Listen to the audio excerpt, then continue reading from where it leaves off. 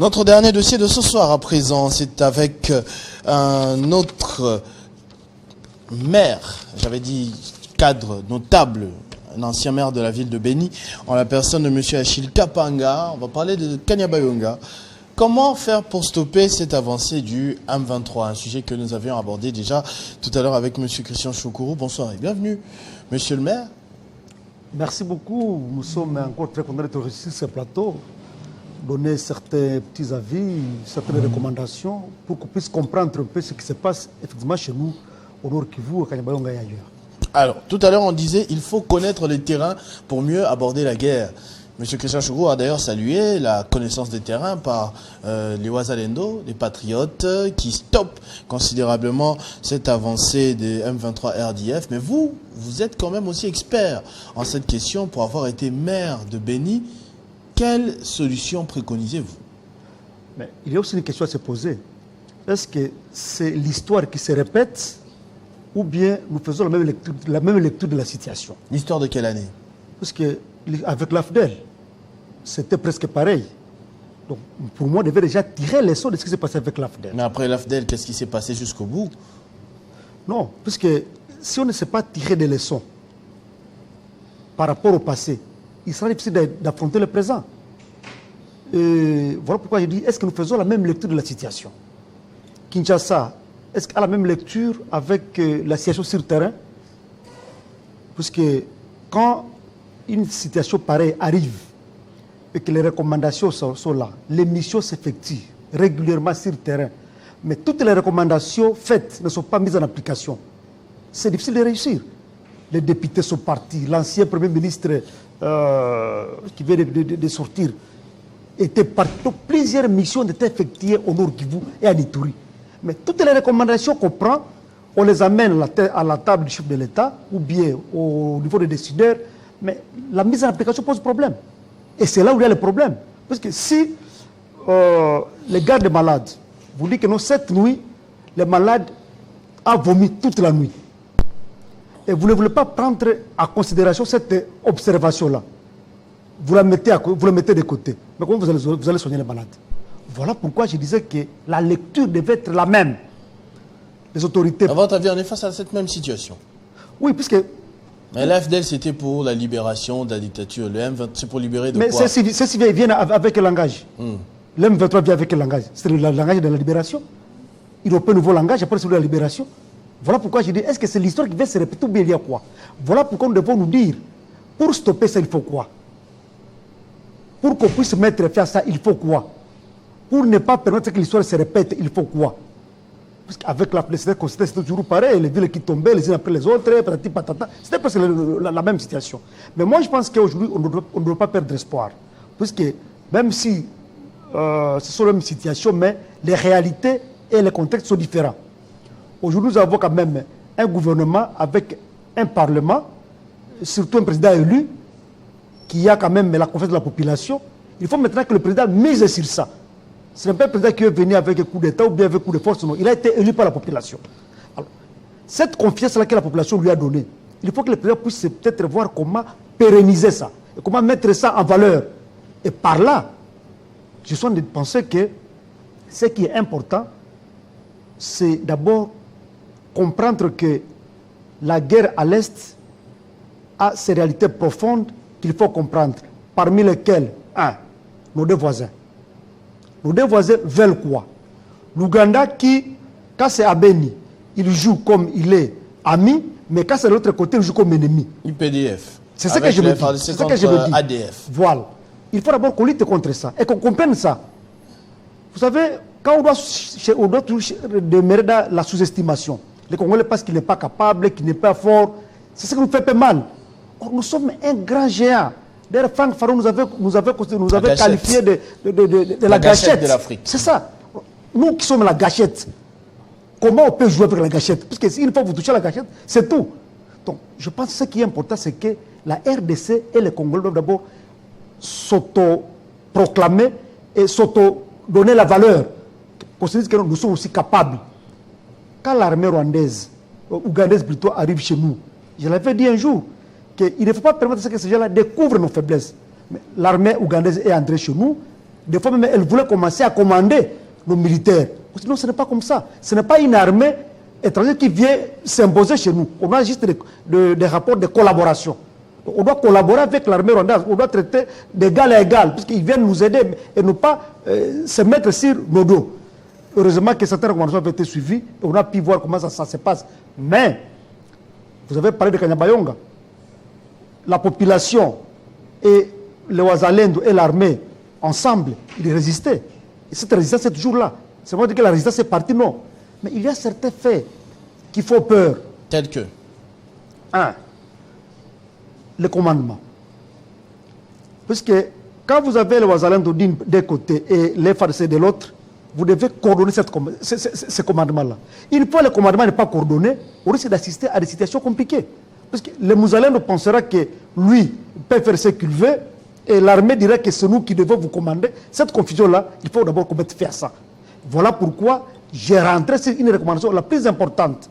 J'ai été me avec le général Padiri, celui qui est chargé de coordonner la RAD. Je l'ai vu, j'ai échangé avec lui pour cette question. Les questions de moyens se posent. On ne peut pas développer toutes ces questions ici sur le plateau de la télévision, mais je pense qu'il a déjà rencontré les personnes compétentes pour voir comment trouver des solutions à cette question-là. Et là, je suis en train de demander à nos élus. Il ne suffit pas seulement d'aller dire nous avons rencontré le ministre, non. Mais entre-temps, nous faisons quoi? Parce que le peuple qui est chez nous a besoin d'une communication. Si le peuple peut commencer à se livrer à des actes qui sont un peu illégaux, c'est parce qu'ils n'ont pas d'encadrement, ils n'ont pas de bonne communication. Voilà, je pensais qu'il était grand temps pour nos élus de descendre sur le terrain pour les rencontrer la population. Échanger avec la population, leur donner certaines recommandations ou bien certaines directives afin d'éviter le pire. Parce que s'il n'y a pas cette collaboration étroite entre l'armée et la population, ou bien le Wazalendo et la population, on va entrer dans des confusions et ces confusions-là auront comme conséquence les chemins qu'on va tracer maintenant pour l'ennemi. Et c'est ça le danger. C'est ça le danger. Donc les élus doivent cesser de rester à Kinshasa. Ils doivent, comme d'ailleurs ils sont en vacances parlementaires, il est grand temps pour eux d'aller sur le terrain. Parce que quand la population va voir les élus arriver, ça va nous donner un peu de souffle. Nos élus sont déjà là, ils vont nous réconforter, ils vont échanger, ils vont tenir des réunions, des colloques, comment se comporter, et ça va aller. Parce que rester ici à Kinshasa, même si vous allez rencontrer le ministre, le VP, mais de l'Intérieur par exemple, il va faire quoi? Il a tous les rapports, il parle avec le gouverneur. Aller sur le terrain, aller rencontrer la population, échanger avec la population pour éviter les situations dramatiques telles que celles que nous avons vécues à Butembo dernièrement. Un hôtel qui doit être attaqué, demain après l'hôtel, ce sera quoi? Et c'est ça le danger. Vous confirmez la version dans laquelle on était en train de chercher des généraux, l'effectif de l'armée. Quand on n'est pas bien informé, on se donne souvent. La sous-information, c'est une maladie, c'est l'ignorance. Parce qu'il n'y a pas quelqu'un qui peut guider la population. Vous savez, on a des autorités qui sont là sous état de siège. Avec tous les problèmes qu'on a eu entre la population et les autorités sous état de siège, la confiance a un peu diminué. Voilà pourquoi les élus doivent aller là-bas pour aller un peu renforcer cette collaboration-là. Parce que quand la population voit les élus arriver, ils échangent avec eux régulièrement, ils parlent avec eux, ils leur montrent comment se comporter, que faire.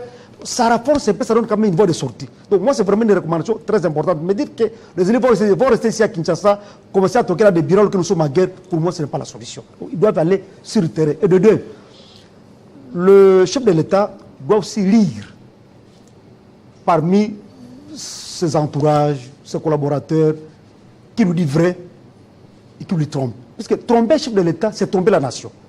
Quand vous donnez une fausse information au chef de l'État, vous mettez la nation à danger.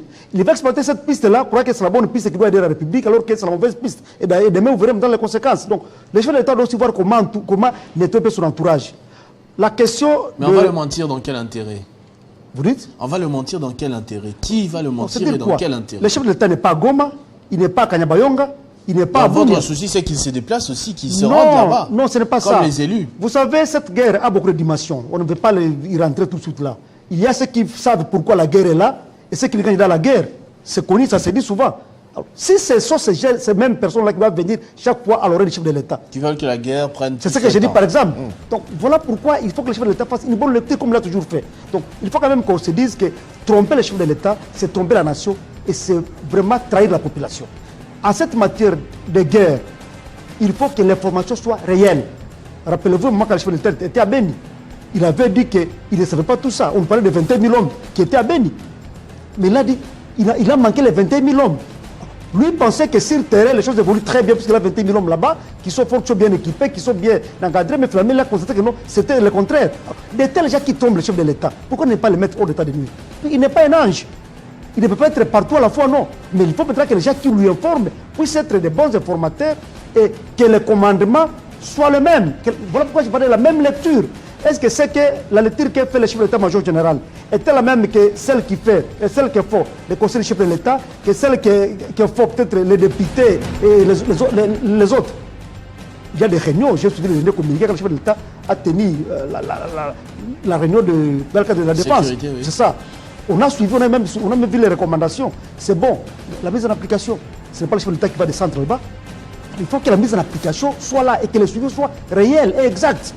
Et si on a toujours dit que dans l'armée, il n'y a jamais de mauvaises troupes, il n'y a que de mauvais chefs. Si vous voyez que le commandement n'est pas à sa place, ou bien ne parvient pas à répondre, nous avons plein de généraux, on a beaucoup d'officiers.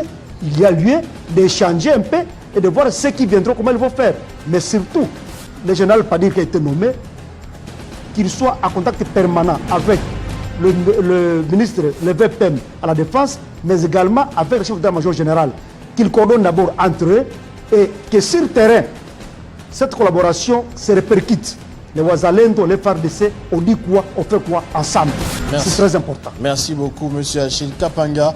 Je rappelle que vous êtes un ancien maire de Béni et ici vous avez apporté votre contribution pour ce problème de sécurité. La solution la plus rapide possible, vous parlez notamment de revoir, si possible, le commandement, comme on l'avait dit tout à l'heure, mais aussi de faire la lecture des choses par rapport à ce qui nous est déjà arrivé autrefois, pour ne pas subir les mêmes conséquences. Merci beaucoup d'avoir répondu à notre invitation et d'avoir partagé votre expérience. En tout cas, merci beaucoup de votre récit. Nous pensons que ce que nous avons dit, c'est très important. Et surtout, la population de chez nous, Béni, partout là-bas, soyez un peu apaisés, puisque l'ennemi est connu. Si nous commençons à nous disperser, à nous diviser, à nous chamailler, ce sera encore un danger plus. Donc si on vous apprend qu'il y a quelqu'un de suspect quelque part, n'agissez pas en désordre. Avisons les services compétents qu'on ait arrêté ce monsieur-là, parce que de lui, on peut tirer certaines informations importantes. Mais quand vous commencez à incendier, à attaquer, à brûler, on risque même de perdre certains éléments importants qui peuvent nous permettre d'avoir des solutions à nos problèmes. Merci beaucoup. On va passer tout de suite au journal parce qu'il est déjà temps, 19h, avec Grace Salambo, déjà installé de l'autre côté du plateau pour la grande édition dont les titres ont été annoncés tout à l'heure par Joël Iselona. Merci beaucoup de votre attention à ce Kinshasa Direct. On se dit à très bientôt.